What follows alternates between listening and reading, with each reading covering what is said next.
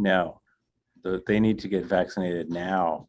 The CDC, the Surgeon General's office have all determined that the vaccinations are safe, they're effective, and there's no reason to wait.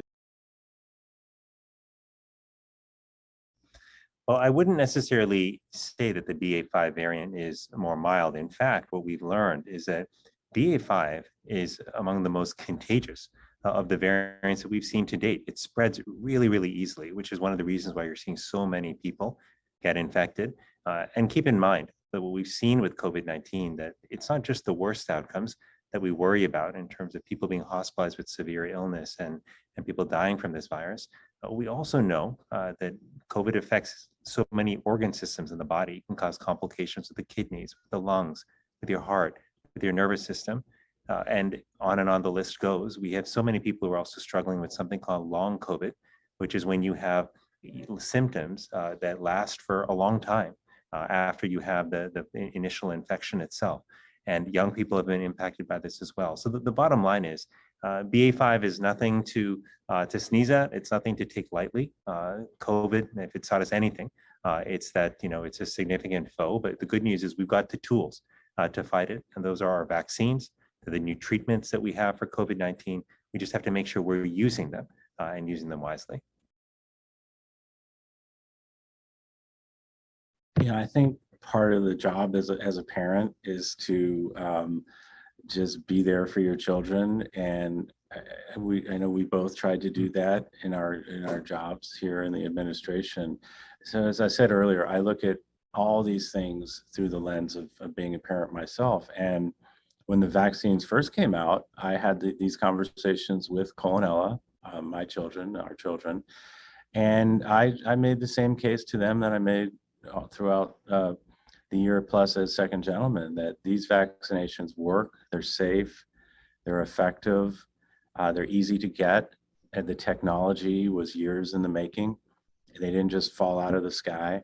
And it's the best, if not only, way to prevent serious illness or death when you got COVID. I understand, I think, why kids would be scared. It's also why it's so important, though, for us to let children know that we're in a different place now than we were 2.5 years ago when this pandemic began. That we not only understand this virus better, but we've got these tools, these really important tools like vaccines and treatments that have allowed us to save so many lives. And so thankfully now, if somebody gets COVID-19 after having been fully vaccinated, and if they're up to date with their vaccines, their likelihood of having a serious outcome is really, really low, thankfully.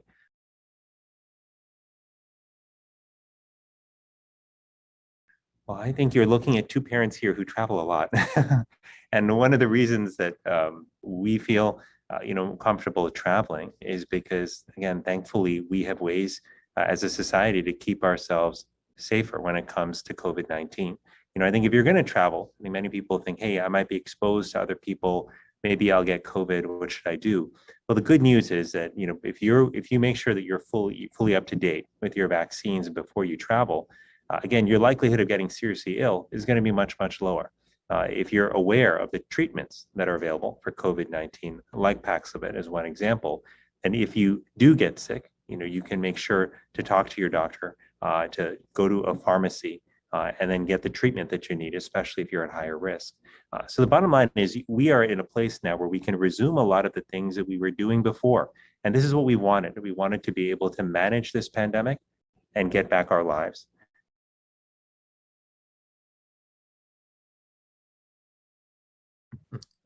Well, parenting's always hard, I have to say, and my kids are in their 20s now, and I've said I've had to up my parent game. So they still need you, no matter how old they are. We talk a lot, Dr. Murthy and I, about mental health, and I think that's one of the things that parents need to have a keen eye for, look for signs, because we know a lot of young people have really struggled during COVID and the isolation, social media, all the things that they've experienced as we're coming out of it. It's been incredibly hard on young people. So I would just ask all the parents out there to just ask how you're doing, and for the children to be okay to not only talk about it, but it's okay to ask for help.